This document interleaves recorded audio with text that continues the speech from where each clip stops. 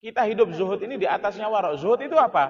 Kita mampu untuk hidup dengan apapun dan kita bisa mengeluarkan. Kita punya dana, kita punya. Tapi kita tidak mengeluarkan dana itu kecuali di dalam hal-hal yang bernilai akhirat dan menambah amal kita. Contohnya, kita hidup mampu beli sarung yang harganya 5 juta, Pak. Mampu kita. Beli sarung 5 juta. Seperti BHS itu ada yang harga sekian. Tapi kita tidak beli sarung dengan harga itu, tapi kita beli sarung yang 5 juta, tapi cukup untuk 20 orang. Kan ada. Sarung Wadimor, itu harganya berapa? 60 ribu, 100 ribu lah. 20 biji berapa? Hanya 2 juta. Kita mampu. Kita pakai satu, sisanya kita bagi-bagikan. Itu zuhud namanya. Ya.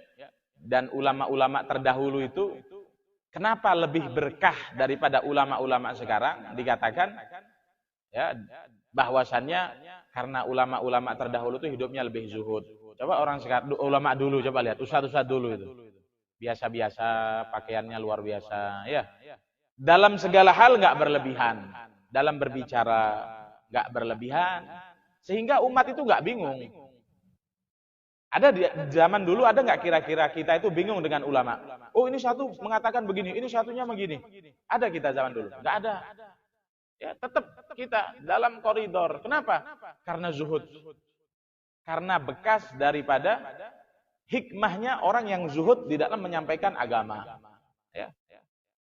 Tapi kalau sekarang sampai-sampai ya dikatakan surban aja ulama terdahulu itu cuma satu, Pak. Punya satu atau dua, sudah. Kalau sekarang, setiap hari ganti surban. Kalau sekarang, zaman sekarang, setiap hari ganti surban. Apakah haram? Enggak haram. Ya. Tapi, zuhud ini penting. Siapa orang yang merealisasikan zuhud di dalam hidupnya, dicintai oleh manusia. Dicintai oleh manusia. Ya.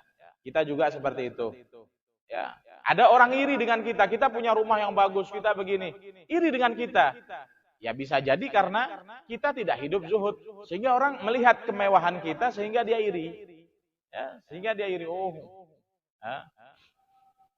Habib Ahmad bin Zain dan semua ulama-ulama terdahulu mereka hidupnya dalam kehidupan sederhana. Makannya makan sederhana. Ya, sehingga bagus hidupnya. Ya. Bagus hidupnya dan lain sebagainya. Ini ilmu ya, ini ilmu dalam hidup. Kalau kita mau hidupnya berkah, hidup seadanya.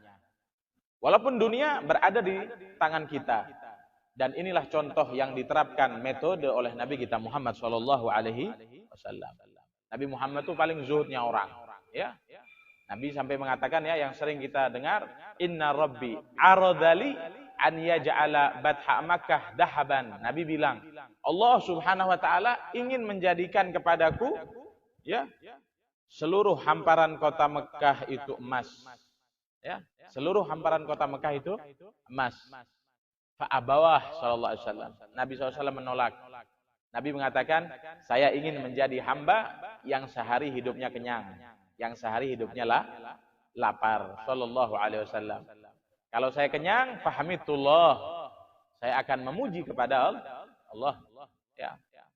Kalau saya lapar, saya akan meminta kepada Allah. Itu Rasulullah SAW. Ya. Rasulullah SAW. Makanya kalau kita diberikan rezeki yang banyak, insya Allah amin ya Rabbal. Apalagi Ramadan, jangan khawatir ya. Jangan ada salah satu hikmah di antara bulan Ramadan ini Pak. Bahwasannya Allah itu menurunkan rezeki. Allah menurunkan rezeki kepada hambanya. Ya. Di bulan Ramadan, itu ada satu rezeki yang khusus Allah lebihkan yang tidak diberikan selain daripada bulan Ramadan. Ya kan? Berapa banyak orang di bulan Ramadan itu bertambah rezekinya. Ya, walaupun dengan usahanya dia juga, walaupun dengan kerja, jualan ini, jualan itu, ini dan sebagainya, nggak apa-apa. Intinya ada rezeki yang lebih di bulan yang lain. Jangan khawatir.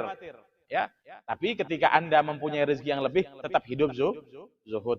Ya, lebih baik diberikan kepada orang lain. Berikan orang lain.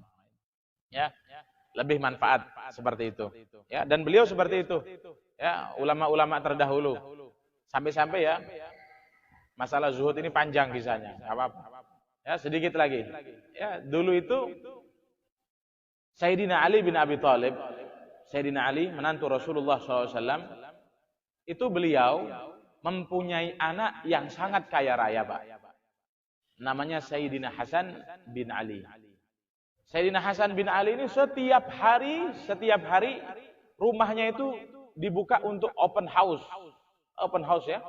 Dibuka untuk fakir dan miskin, makan, bebas. Pada jamnya makan. Jam makan siang, silahkan monggo, siapa aja. Ya, yang mau makan di rumah saya, monggo. Apalagi Ramadan dibuka.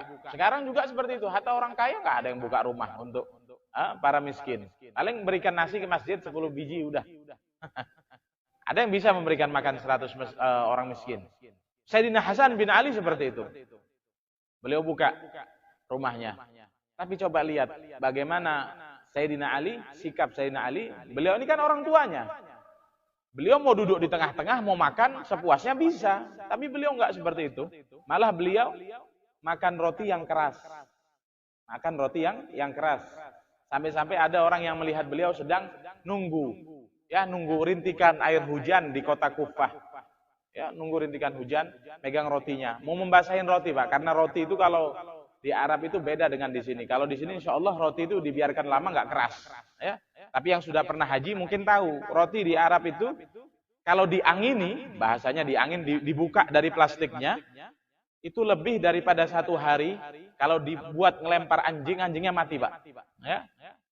Keras, saking kerasnya. Itu Sayyidina Ali nunggu air, ya. Mau ngapain? Makan roti. Padahal anaknya buka makanan untuk orang-orang. Ketika ditanya, wahai imam, ya, kenapa engkau nggak makan? Ya, saya enak yang ada di rumah anakmu. Kata beliau, ya, nggak. Ini cukup bagi saya. Dan dengan inilah saya dapat cintanya Allah.